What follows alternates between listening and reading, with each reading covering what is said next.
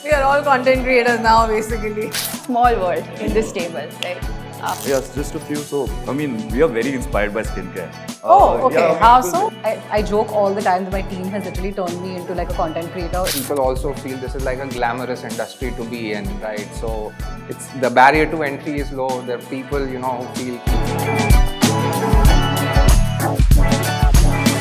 Hi, and welcome to another edition of Startup Table with AJ. AJ being me, Archana Jahagirdar. I'm the founder of Rukam Capital, and we are sitting in the Rukam Capital office. And I have 6 lovely founders from the beauty and personal care industry with me today. And we're going to be discussing all things beauty and personal care in India. Welcome, everyone. Thank you for coming. So the way we do this format is I like a quick introduction, pithy introduction with what you're building and your background. So we'll start with you and then we'll go clockwise. So I'm Anirudh Kastia. I'm a chartered accountant by profession, and I'm building Put Simply. So I'm trying to simplify skincare for sensitive Indian skin. Hi, I'm Sagar. I'm the founder of Wild Oak. We are formulating skincare products as well as supplements that is overall wellness by getting ingredients from all around the world. We have 13 SKUs right now, and my background is extensive D2C. So I was a senior manager for Amazon Canada, and I was heading their product and tech for the entire Canada marketplace. Hi, I'm Ananya. I'm the founder of Type Beauty, and essentially what we do is we create skincare-infused makeup for your specific skin concerns. So yeah, we're essentially trying to build your makeup and skincare routine into one, making your life simpler and easier for busy women. Hi, my name is Arjun Goel, and I'm the founder of Polar Care. We're a modern D2C oral care company providing innovative solutions to the Indian market. This is my second time starting up. Previously, I was the founder of this company called Alt Vapors. We were India's first and foremost e-cigarette company before the government changed regulation. So yeah, I'm excited to build this out now. Hi, I'm Riddham Baahri, the co-founder at Viah Beauty. I have my packaging experience of more than 15 years in the B2B industry. Now, we are at a mission of actually blending global skincare with the nuances and the needs of the Indian consumer. We just started off this year with 15 SKUs, and yeah, we're excited to build the brand. Hello, Anasuyo. My name is Reshbha. I'm the CEO and Chief Hustler of KorinMi. We are India's first Korean skin clinic, co-founded with my Korean founder, and we've just launched our first skin clinic in Gurgaon. Wow, that's very interesting. I think everybody wants Korean glass skin, immediately. So thank you, everyone. And I think, again, very interesting that there are fewer women building, beauty and personal care than there are men. So to all the men on this table, why beauty and personal care? And you're a CA, so why? For me, so I had like a lot of skin issues in my teen years. I had a lot of acne and sensitivity. So, and it was a long drawn out process to find what skincare, suits me. And then Korean skincare, eventually is what, I felt healed my skin barrier and, gave me a healthier skin. So then I thought, this is something I want to get behind and make Korean skincare specifically for sensitive Indian skin. So yeah, that was the reason. So the two of you have a lot in common. Yeah, we have a clinic and we have So what made you start? I think we are working backwards. What I felt is I have been to around 30 plus countries in my entire career. I have seen that Indian consumer needs a lot more than what is available. We don't know what's going on in the Amazonian rainforest. We don't know what's going on in the Jordan region. Every region has their own traditions. We are trying to bring those traditions to the Indian consumers who are very adoptive of these traditions, of these cultures. They just don't want Ayurveda, which has been popularized across the country for centuries. They want different traditions, different ingredients, and that's why personal care. So we are working backwards from what consumer needs, and we are providing that to them. And that's what the Indian consumer needs. So that's why personal care and beauty. Got it. You're in oral care, so a little bit less specific to women, but why did you decide on oral care? As I said, when government regulation changed from my previous one, so we were looking for some new opportunities. And around this time, there was a company in America by the name of Quip, which was raising hundreds of millions of dollars and really disrupting the market. And Kendall Jenner of the Kardashian family also launched an oral care brand by the name of Moon. So that got a lot of like Insta publicity and stuff. So that's when I knew, there is opportunity here. And, Indians have been, using the same old toothbrushes that we did, let's say 3 decades back. Nothing much has happened in the industry. I always say the only fun thing that I remember from this industry is the classic toothbrush ad, classic ka maza hai nirala. And nothing really has happened since. So, I mean, we saw the opportunity and got in. So what made you Like I said, I think I have a 15-year experience in B2B industry where we used to, manufacture rigid plastics and supply to the likes of Unilever and Reckitt and so on and so forth. And I've been all around just like him as well and seen the premium global skincare in the world. I think there was a gap in the Indian market where there were the likes, where you go to Sephora and you have a likes of, say, Clinique and Dior, which are 8,000 AOV up, or most of the Indian skincare, which are less than AOV. There is a need for the growing Indian consumer to have a premium skincare with the right kind of packaging, with the most efficacious ingredients sourced from around the world. So that is what we want to bring here. We want to be an Indian brand that goes international. Within our office, we have an aim that, we want to be there in Sephora and Paris, not in Sephora and just in India, but also in Paris. So that's the mission that we've come up with, and that's what we want to do. So I want to ask the most important question to this table. Are there too many skincare BPC startups in India? Yes. Yes? You think there are too many? Yeah, because see, the barrier to entry is low. The way typically this industry works is you have contract manufacturers, right? And as a founder, you can just go to a contract manufacturer and you can white label, right? So, and people also feel this is like a glamorous industry to be in, right? So it's the barrier to entry is low. There are people, who feel it's glamorous, so they jump in, right? So too many brands, yes. So that wasn't a deterrent for you to start a skincare brand? Right, so unless, like, if you have a clear motive in mind and you have a unique proposition, right? So then you can create your own space in the market. Otherwise, a lot of brands come up and they all fall by the wayside, right? So, I felt, like I had a strong proposition in mind. So, and then we built a team around that. So, yeah, it's going good. So what does everyone feel? Too many skincare brands? When I started studying this space about 2.5 years ago, I saw a lot of Korean beauty brands coming in terms of products. But the space that I did not see there was in terms of treatments, professional Korean skincare. And that's something that I thought that is a complete white space, and that's a space that needs to be established. And that's where I went on I would call it a wild goose chase. And on a 4th or 5th connection is how I met my Korean partner, who has been doing this in Korea. So if you go to Korea, it's not just known for the products, which are now seen today in India, right? All the products, but it's known for the treatments. So the glass skin treatments that you're talking about, the hair treatments, all of that. So we decided to bring that to India for Indians and customize it and personalize it for the Indian skin. So that I feel is a white space. So similarly, I say yes, if you look at the overall space, of course it's crowded, but I'm sure there are lots of spaces that are yet to be tapped. I mean, I completely agree. I think like if you don't have a unique idea, a different concept, then you're just going to get lost in the market. I think what we tried to do was do something that wasn't done even internationally, right? Where we say we customize your makeup with your specific active ingredients that work for your skin. And I think being a chemist myself, I end up being in the lab trying to make sure our formulas are superior and something you will want to buy again. So the entire idea is to create something that no one has seen before. That does come with the challenge of educating the consumer on what you're doing, but I think it's worth the risk. Right, and Archana, I believe one of the reasons is market penetration. There has been always a layer that has been using skincare products in India. But with the growing popularity, liquidity within the Indian market, consumers need more. It's not just the creamy layer now that is using skincare products.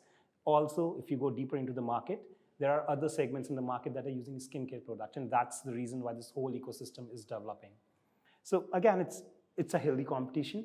Everyone has their own niches, and everyone would be able to create value for their consumers and customers because the customer base is increasing.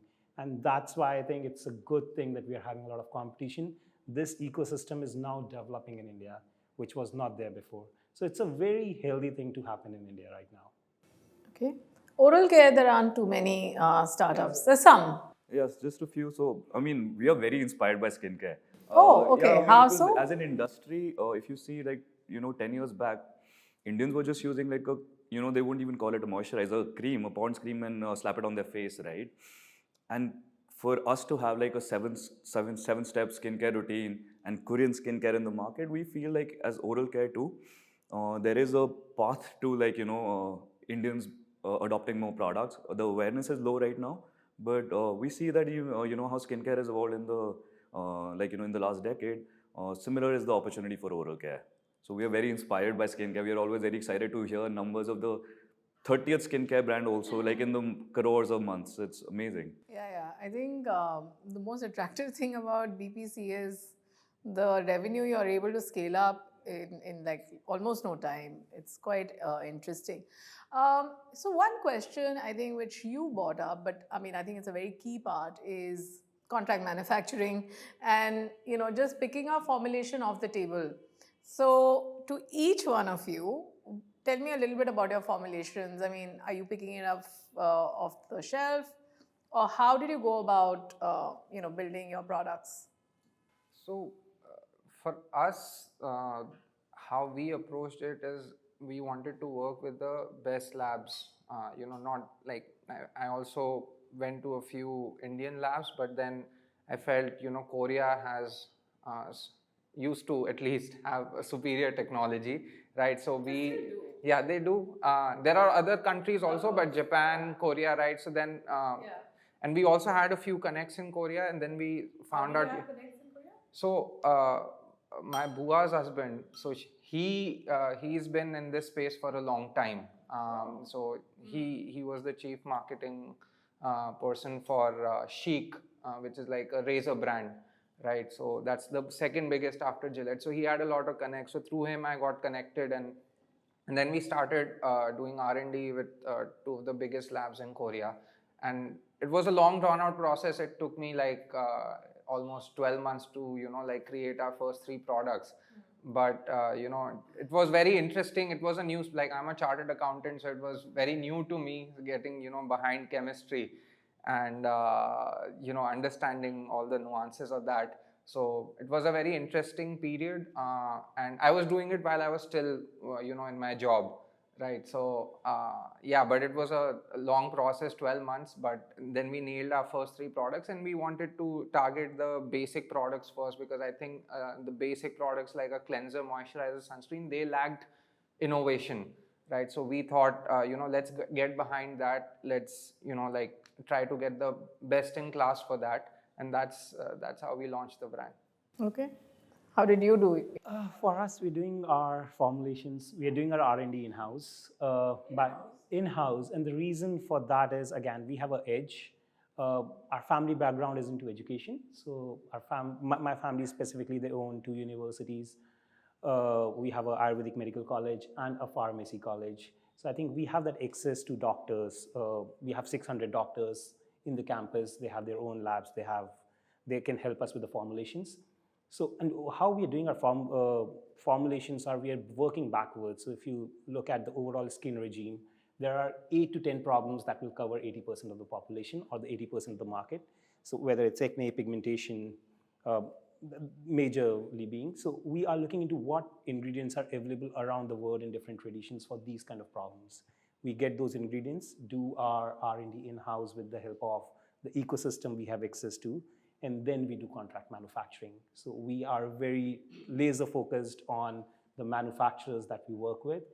I think the basic reason being the access to the ecosystem. My other co-founder, Amber, I think he moved here a year back, and he spent almost a year in this R&D formulations, getting the ingredients and finalizing the product. He moved from Finland. So I think that's a very interesting part, because the Eastern Europe region, they use a lot of mushrooms for their overall health benefits, either in tea or in their overall eating habits. we have not heard of eating mushrooms for health benefits, never in India. And I think he was the major motivation around, or he had the vision to launch this company with this kind of vision that we need to bring everything that is localized all around the globe to our Indian consumers. Happy to say we have recently launched in the US as well. And even the US consumers are very adoptive of these regimes because I think they have always been exposed to Ayurveda, but now they're looking at Jordan Sea. Actually, that's a really, that provides a lot of health benefits overall to the individual. You go to Amazon rainforest, as I told before, they have like different set of traditions and ingredients. So we get all the ingredients, we do our R&D, and that's how we launched our products. You said you're a chemist. Give us more about your background. So I actually, my undergraduate degree is in chemistry from Carnegie Mellon.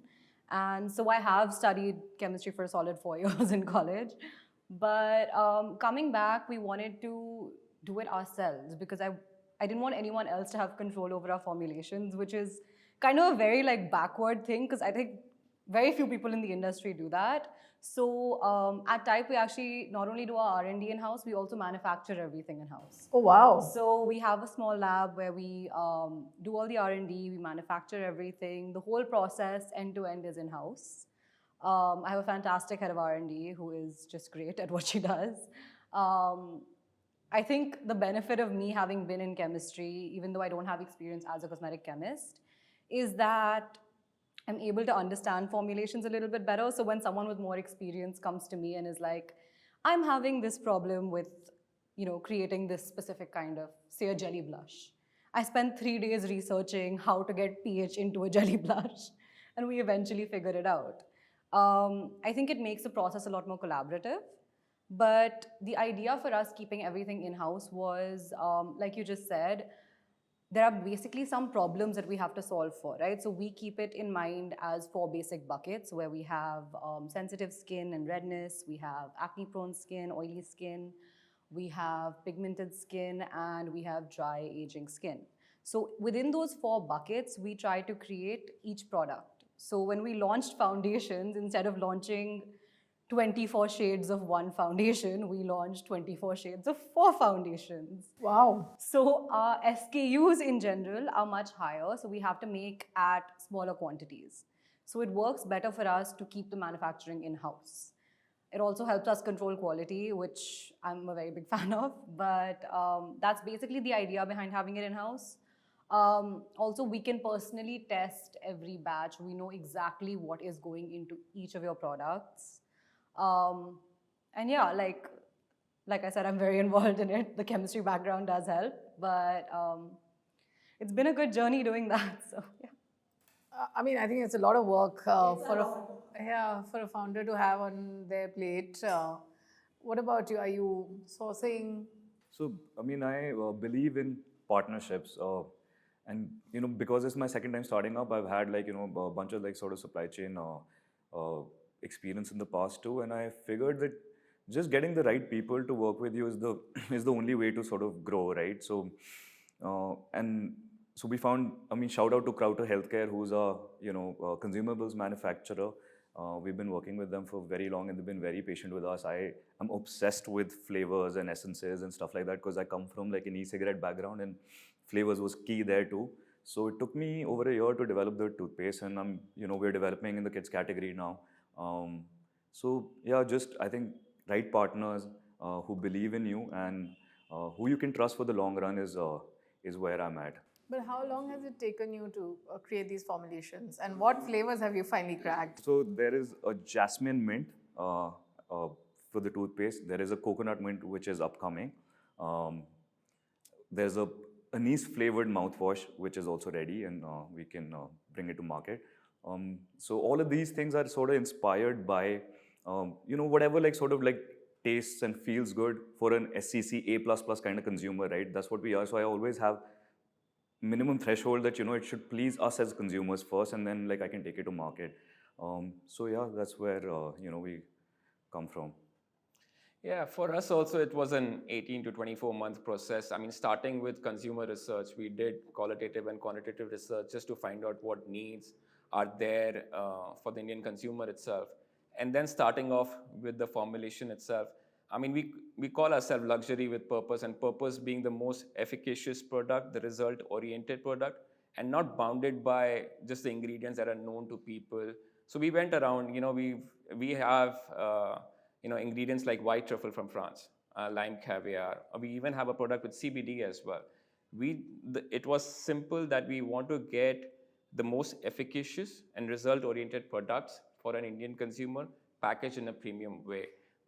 That's what it was all set. So you're using a contract manufacturer? Yes, the formulation is ours. We took almost more than 12 to 14 months to get it formulated. So you have an in-house R&D team? Now, we have collaborated with 2 people, but working on the same product. So we just didn't want one set of eyes for those products. So we had 2 different formulators working on the same products so that we can bounce off ideas and get the best product itself also. So yes, the formulation is ours, but yes, we're going for contract manufacturing. I think it's interesting you mention it, because we don't just manufacture the products, but we also manufacture the treatments while you come to us. Right. So while everyone has spoken about getting into the products and spending 12 to 24 months in making those products, which are obviously all our products are from Korea. But what we actually do is if somebody comes to us for a 3D, the first step is we do a 3D skin analysis of anyone who walks in. I don't just look at your skin and say, hey, you have acne, you should do this, or hey, you have oily skin, you should do that. Basis your analysis, we recommend your treatment to you. And we actually make your treatment in front of you. So we have a bunch of IVs, we have a bunch of different types of creams, etc., that are all used. And all of that put together is what we create as your personalized treatment there. So obviously we have about a total of, I would say, 50 products which are used cumulatively, basis which different treatments are created. All of these are made in Korea. All of these have been brainchild by my Korean co-founder. She has had more than 15 years of experience. So that's her job to do the complete formulation. I honestly don't understand it because it's all in Korean. So good luck to anyone who wants to try to translate it. I've tried to put it into Google Translate, it doesn't work. But yes, I can tell you all of those formulations are completely ours. We use all the latest Korean technology. So in terms of peptides, exosomes, stuff like that, which the Indian market has not heard of because it's professional skincare, right? We are not, in fact, if you talk to my Korean co-founder, she literally derides some of the things that are currently happening in terms of snail mucin, etc. She says, these are 10 years old technology. Why are customers talking to me about snail mucin? I don't want to talk about snail mucin. I'm like, Genovia, relax. You have to understand the Indian market is probably 10 years behind. But having said that, so when we look at our technology, we are building for us. And we know we are building way ahead of the current trends currently in India. So to some of you, therefore, then, is there, I think you talked about having to educate the customer. So you'll also have the same problem. You'll also have the same problem. So how do you overcome, education? Because that's expensive when you're building a business ground up. So any ideas or any solutions? I mean, I think the way we try to do it is mostly through content. I joke all the time that my team has literally turned me into like a content creator. It is like my least favorite part of my job, but unfortunately it has to be done. We are all content creators now, basically, whether we like it or not. No, I feel like my life has literally become them screaming at me to like, go post something on your Instagram. Do it right now. But no, we did this whole series with me where we were talking about specific ingredients. I feel like someone who does this really well is actually Shamika from Dew. Yeah, she does a really good job of educating the customer on her specific products and how they work. So what I've done to educate the consumers to kind of take something like that and talk about ingredients, and we talked about skin types. The series is going to go a little further and talk about specific products and formulations, but make it chill so that people understand and can consume. So I think you're right? So one part is doing content on social media, but what we've really seen is when we are fortunate because we get to have one-to-one interactions with customers before we give them their treatments, right? So when we do a 3D skin analysis, that itself is a aha moment for customers to say, oh my God, I didn't know my skin is like this. I didn't know my skin is like that. And the idea is Have you had irate customers saying you're wrong, my skin is the other way around? exactly, and we even have something which is called skin age. So we put in what is your age, and basis that it actually goes and prototypes and tells you, basis all the age that has been studied by the technology, what is your skin age. And unfortunately, a lot of times your skin age is more than your age, right? And that's a difficult conversation to have with a person, but we try to make it chill, as you said, right? And we try to make it a little lighthearted and tell you that, look, it's okay if you do a few things, this is how it'll get better.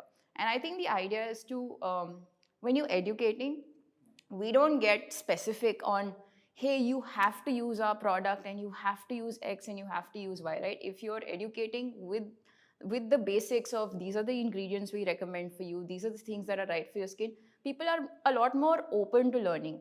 If I keep telling you, buy KorinMi, buy KorinMi, buy KorinMi, you're not going to listen to me. But if I tell you, look, your skin is an oily skin, you need hydration, doesn't matter if it looks oily, if you don't hydrate it from within, it is going to become oily. Stuff like that, you're going to start thinking it makes sense to you, and you're going to definitely follow it. I mean, it broke some of my ahas, so I will definitely go for it. I think, look, social media is a given. I think we need to educate customers. Are you a content creator yet or not? You've got to get there. Essentially, we wanted our products to be the hero and the face of the brand rather than the founders itself. Now, I have a co-founder who's a British national as well, so he doesn't stay, he stays in the UK as well. But just coming back to the point as well, we started off earlier this year as well. One thing we do is that we speak to a customer every day, not just one, lots of customers.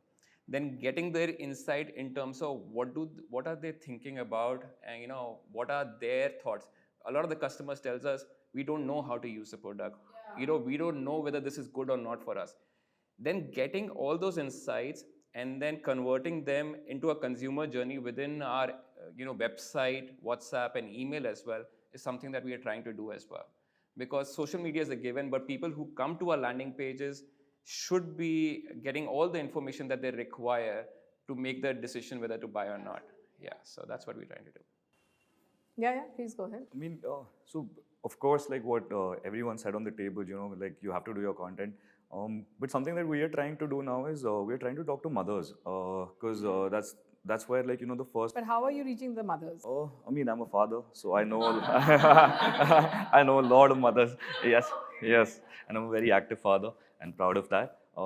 So yeah, we talk to mothers, and I think the first sort of like oral care habits form there. Like because brushing with your toddler is a daily activity. So I mean, we feel that perhaps education can happen through, like, those funnels as well. Right, and I think the overall funnel looks like, if a consumer knows about something, they'll first go and search it on Google. They'll first believe the social media more than the company itself. And I think in terms of content creation, my other co-founder is a creator now. So good for me. Yeah. And we have a dedicated team. So I think that was his vision. That was Amber's vision, that from the starting, we need to have a team. Before even hiring a design team, he hired a content creation team. Wow. So I think that's how we are reaching our consumers and educating them. And for any consumers who have already purchased a product or who are reaching out to us, we have a CTO, and we have already launched our app on iOS and Android so that we can control the entire customer purchase life cycle. We can educate them, we can provide them with whatever is upcoming, either in terms of products or in terms of beauty trends. So we are pushing those notifications through our apps. So I think that's how we are trying to control, I'll not say controlling, but trying to control the entire life cycle for the customer. Firstly, we also have like partnerships with a lot of micro-influencers. Again, you need to get on Instagram. You cannot just avoid it right now. So that's our first touch base. But after the first touch base, we are trying to provide them with all the education through tech and through our own website and apps. The apps have been really successful in that. I mean, everybody's talked about social media. So how do you stand out? I know product is one differentiator, strategy. But is it easy, given how cluttered the market is? You're also up against the big legacy guys, and they are very big. And then you've got the startups who've become very big now. So how how much money do you think you guys need to really build a big company? Like, what is it that you guys are seeing, when you were starting out? You want to go first? Sure. So definitely, I mean, you're spot on that, you need capital to sort of, get your word out, build a sizable, customer base, and I mean, that requires capital infusion. So, like for us, we feel like at this moment, like something around 4 to 5 CR is what we require to, scale it from where we are to, 10x. So, yeah, I mean, but I think capital is required for a lot of activities, but I think majorly in our space, two things are important. One is, like marketing. So, like creating the right kind of content, having the right production quality. So building a team around that. And then the second bit is the, like the formulation aspect, wherein, you're building the right capabilities, right supply chain, get the right formulas in place. So I think marketing and product, these are the two key levers which will define success for any D2C brand, especially in this space, right? So these are the two key areas where you likely want to invest. And I think that is also, required to, go against the behemoths and, some of the startups that have scaled, like, for example, Onasa Consumer, right? So they have multiple brands now, so, and, targeting different segments of the market. So you really need that capital infusion to sort of, like compete with them. I think what helped us in our favor was that the Indian consumers specifically, they're open to try new brands. I completely acknowledge that there's a lot of competition out there. Our competition has deep pockets. They can spend in a lot of marketing and branding activities. But I think what we have figured out in the last 1 year is that traditional branding and marketing activities don't work at this point. And my experience being in D2C, working with Amazon, and I was doing freelancing for TikTok as well. So TikTok recently launched, in the US, they launched a TikTok shop. Yes. So I think we are taking those kind of learnings because I know India is behind on a few things, but Indian consumers are really fast to pick things up. So with those micro-influencers, we have seen, like, if we are running a branding campaign or if we are running a campaign with those influencers, the sales within those 7 days, as soon as we run the campaigns, are high. They also help us with creating sales, branding, education, and creating repeat customers. So I think you'll have to be very surgical, laser focused if you are running against deep pocket brands in terms of branding and marketing.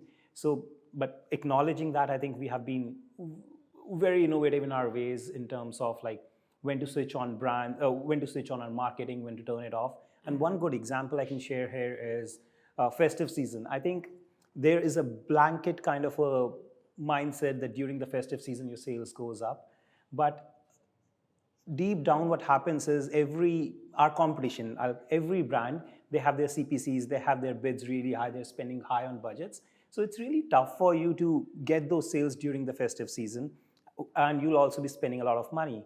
So rather than spending our marketing budget during the festive season, we let it go organic. And immediately after the festive season and before the festive season, we turned up our budgets. So that helped us create all the revenues that we were supposed to create in the festive season, before the season and after the season. So how much did your revenue go up? Because after the season is normally a big dip. Right. And surprisingly, means after the Diwali season, from second to this, we have seen a 36% month-over-month growth. Although I think the consensus was that, okay, people will stop buying now. But I think it's a lot of seasonality factors get into play here. As soon as Diwali gets over, everyone is into that winter mode. So you need to market your winter products that will roll down and get your other product sales as well. So I think the only way to beat the competition is you have to be very innovative in your branding ways at this point. And we have also seen a similar spike since 2nd of November. Yeah, I mean, again, we're figuring it out, but again, we've started the winter communication and educating around that. And that has, like the CPCs have come down because obviously like post Diwali, the marketing costs have come down and we're able to see, better returns on that. So again, we haven't seen a 36% increase, but Diwali was good for us. But since then, we've seen a 20% increase, 18 to 20. But yeah, I mean, yeah. So that is working. So it's actually wedding season right now, right?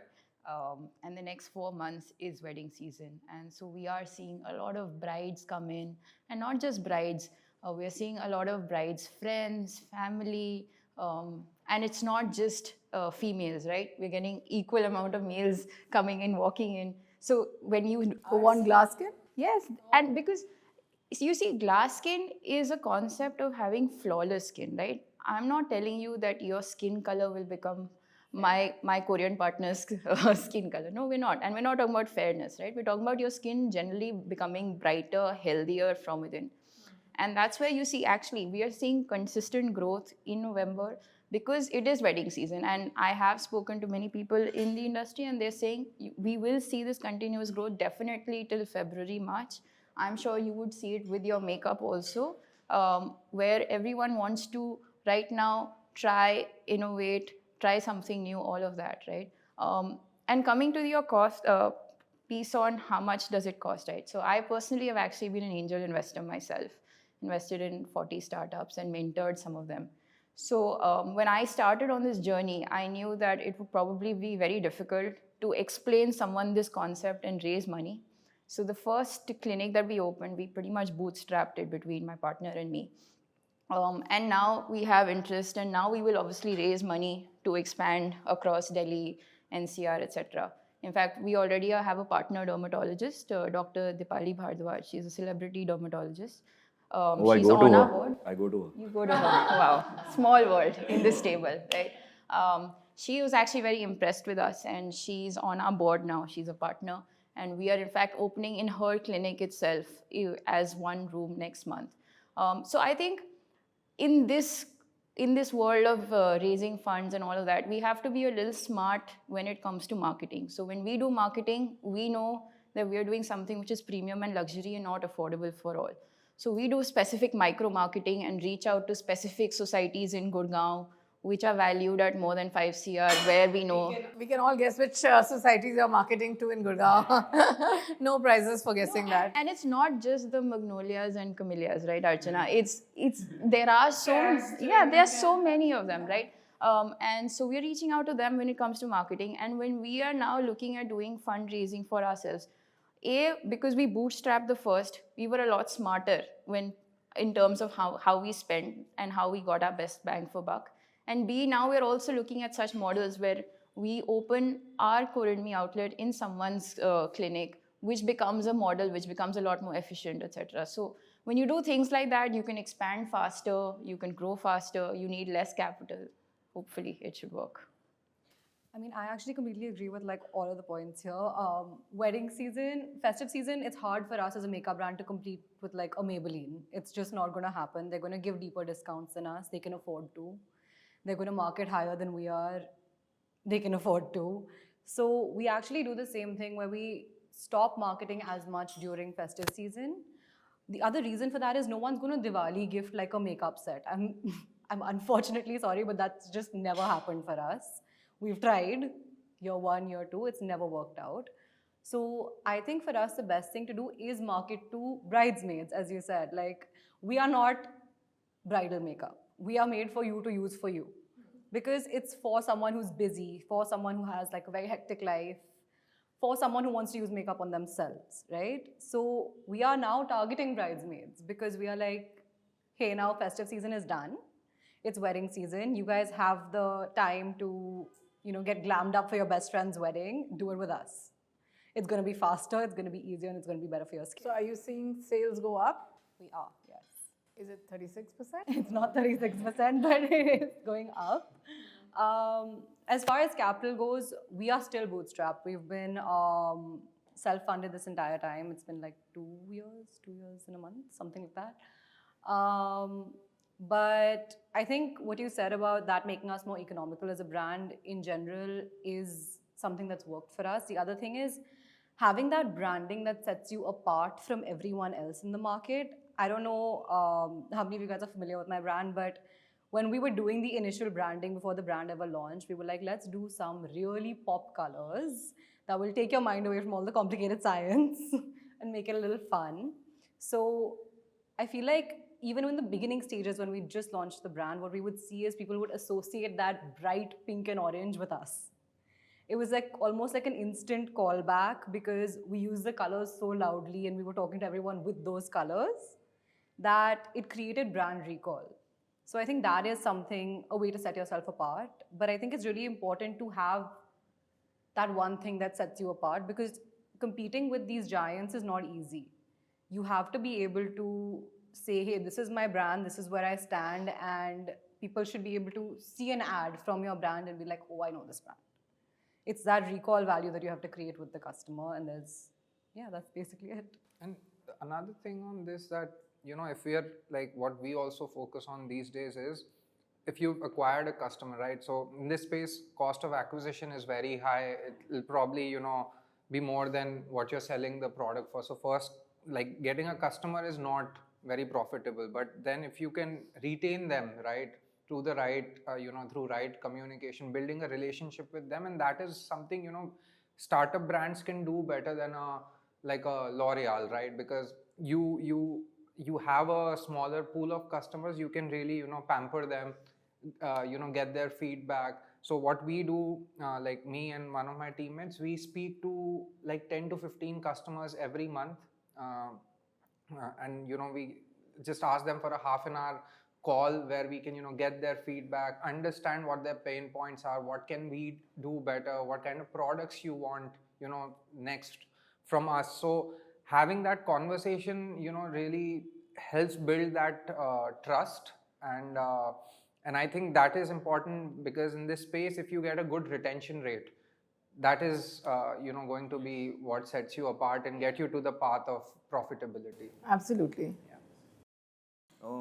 Coming back to your question, you asked like how much money incumbents are like worth billions of dollars, and startups ahead of us are like in the hundreds of crores. So in accordance, but having like coming back to what the table was talking about, how you can sort of hack your way into growing faster, or like building your own community essentially, which is what everything is about. Like you have your set of people and you're servicing them essentially. So yeah, we've also partnered up with a lot of UGC creators, and in India primary, like this is what Honasa does too, and this happened for us by chance, and like we even figured out a partner who helps doing this, but we're doing this ourselves now. So a bunch of these UGC creators unbox skincare products, they talk about skincare products. These are essentially the people who are driving the entire skincare narrative on social. So just because skincare and hence like therefore oral care. So we've been talking to them, we're trying to educate them on oral care, and we hope to sort of build with them, because oral care is also part of aesthetics. Yeah, there is a deeper component of health too, but but these are the people who are talking about products that consumers should buy online. So we are working very closely with them. We have a great WhatsApp community of like over 1,000 of such creators. So what about price points? Do you think the Indian consumer wants cheap products? Are they willing to pay a premium? So if each one of you can talk me through this on price points. I think we are seeing a growth in consumers who want to actually pay for quality, pay for the unboxing experience itself also, not just the product, but just in every sense as well. So I think yes, the consumer are getting more conscious. They now know that the Indian home brands have the quality, probably more superior to the global brands as well, in some ways as well. So yes, I think there is a growth in the consumer behavior in terms of spending. We've seen, and this is not just in Tier 1 cities. You can actually see this in Tier 2 and Tier 3 cities as well. I mean, we get orders from Assam, we get orders from Kolkata, we get orders from remote areas as well, Jammu Kashmir a lot. So I think this is happening all across India. The amount they want to spend is growing, yeah. Especially in the premium. I mean, our AOVs are around 1,300 to 1,400 rupees. Wow. So we do see that in Tier 2, Tier 3 cities also. Wow, wow. I can take that. I have worked very heavily on pricing in my prior experience. I think price sensitivity for customers is a real thing. So you will definitely see a correlation between your sales and pricing. And we have, in the 1 year that we have, not even 1 year, 8 months that we have launched, we have played around with pricing a lot. I think our philosophy and mission here is we are always targeting the aspirational middle class. That's what we call. We are not going, we not call ourselves a premium brand, not going above 800 rupees ASP, because if you look at the overall demographics of India and the beauty consumers, your overall market sizing or serviceable market size will reduce. We are not going below 300 or 400 rupees, because again, if you are going mass, then you are competing with brands like Himalaya, Dabur, and I think Pond's. And I think Indian consumers, their mindset is just use Pond's in winters. So we don't want to compete with them. So the aspirational middle class, our pricing has always been between $500 to $800. Oh, sorry, 800 rupees. So 500 to 800 rupees, I think we are always playing within that price range. I think that's a sweet spot where we see our sales going up. Consumers are okay. So consumers are also very comfortable. They're like, okay, it's a new product. I can spend money. Even if it's not good, I'll keep it aside. But they are very willing to try. We don't want to go at a pricing point where there's a barrier with the consumer. Okay, I'll have a hole in my pocket. I really don't want to go with that product. But I'm very sure that there is in India specifically, there's a high sensitivity to pricing compared to other global markets. So actually, he's right. I launched M&Ms and Skittles in India in 2017, and at that time we realized, globally M&Ms, Skittles, everything is minimum $1. And in India, it was impossible to launch something at 60, 70, 80 rupees, because the specific price point is also very important. So at that time, we figured out that 10 rupees, 20 rupees would be the right price point, even if you're giving less quantity. And today, when we launched KorinMi, right, we were very specific that yes, the treatments would be more expensive, but we reduced that entry barrier so that if you come and do a 3D skin analysis and consultation, that's only 2,000 plus tax, which is typically what you would do if you go to a hospital and do a general consultation with a doctor or anyone else. So you would be not okay to do that. Similarly, even when we've done our minis, right, for our home care range, which is given on consultation, each mini we give is 600 rupees, 599. Again, that price point has been created from the perspective that at least to try, you need to be at the right price point. You probably can't reduce your price per ml because that's how every brand is structured. But your absolute price point is also a very important mental barrier in the Indian consumer's mind. So we've maintained that, okay, we can't give you more than 15 ml because that's how we've priced, but we will give you products at 599. And people are coming back after a week, 10 days that, hey, we like this, we want another repeat, etc. But the absolute price point is very, very critical for the Indian consumer. So in my opinion, I think India is so diverse, and obviously it's a growing economy. Like earlier we were discussing, like some of them have sort of come from, you've come back from Canada, right? So because he sees the appeal of the Indian market, I think someone mentioned that we are now seeing the China boom, right? Like India is now going through that phase. So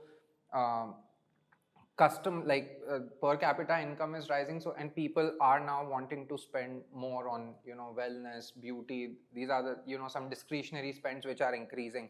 So I think consumers there are consumers at every price point, and as you grow go to a higher price point, what is important is that once a customer buys into your ecosystem, then your the product quality should be there, because if they like the product, they want to buy it again, right? But if the product, it has to justify the price. I mean, that is the key thing. So you'll have, brands at 200 rupees selling a certain product, and, a moisturizer, for example, and you can also get it like for a 3,000 rupees, right? And people, I think it's a perceived value thing, wherein if they feel that, this is giving me, 2x value in terms of, the results, they'll spend 10x. Right, so at every price point there are people and consumers that you can target, but and obviously the size shrinks, the consumer pool shrinks as you increase, have higher prices. But I think if the quality is there, you will be able to Attract the make consumer. yeah, You were make saying a brand something. out of it.